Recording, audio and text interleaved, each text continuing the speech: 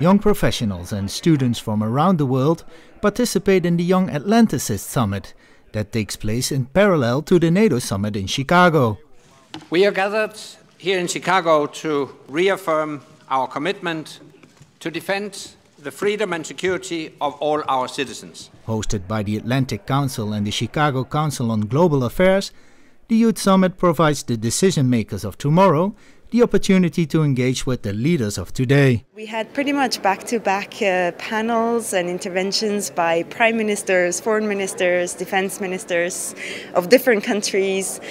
We have short coffee and lunch breaks where people discuss. People are tweeting, people are blogging, writing things for their organizations back home. So it's a very active time. Well, certainly one of the great things about the Youth Summit is the opportunity to form some mentorship relationships. The Young Atlanticists themselves are an amazing group of colleagues from whom I've learned a lot and for whom I have tremendous respect. And I think for all of us, the chance to get to know one another and to interact with some of these senior leaders has been tremendous personal development for us as well. The Youth Summit features sessions with heads of state and government, as well as experts and the leadership of NATO. The main issues being discussed mirror the ones on the NATO Summit agenda, including Afghanistan, security in times of economic austerity, missile defense and strengthening global partnerships. And the most amazing thing is just the range of issues that we've been able to cover during this time. I mean, from the Secretary General's opening comments to us, to some in-depth discussion about military operations from General Allen from Afghanistan, even to our own Young Atlanticist-led discussion about the responsibility to protect and some of the future roles that NATO might take on. And we've just covered an amazing amount of material during this time.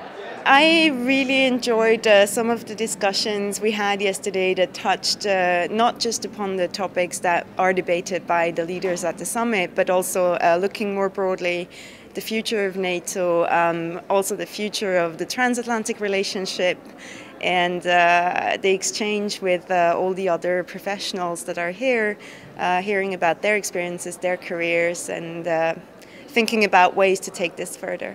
The Youth Summit was opened by NATO Secretary General Anders Fogh Rasmussen, who addressed the young professionals and answered their questions. It's great to see you all here, particularly so early in the morning. I'm really looking forward to hearing your questions and your views. We have come here to Chicago to discuss, to debate and to decide. Between the ages of 25 and 35, these future leaders represent a really diverse international group of next-generation policymakers that form a community of peers that can further strengthen the alliance. Secretary General Rasmussen said that one of the big focuses for him in this conference was on partnerships. And I think we embody that here in the Young Atlanticist Summit too. We've been able to get not only young Atlanticists from NATO countries, but also from partner countries to come here and talk about their different views on the future of NATO. And that discussion, I think, is part of the process. It's a really great experience. I think one of the best parts is actually meeting the other people of the group. We have had a lot of discussions on a Facebook discussion group so far, but meeting the people in real life and having face-to-face conversations is really exciting. It's a really talented bunch of people, and so that's been a very good experience, and I think this is going to create ties that actually go far beyond this weekend here in Chicago. I'm Karsten Reniers, reporting for the NATO channel from Chicago.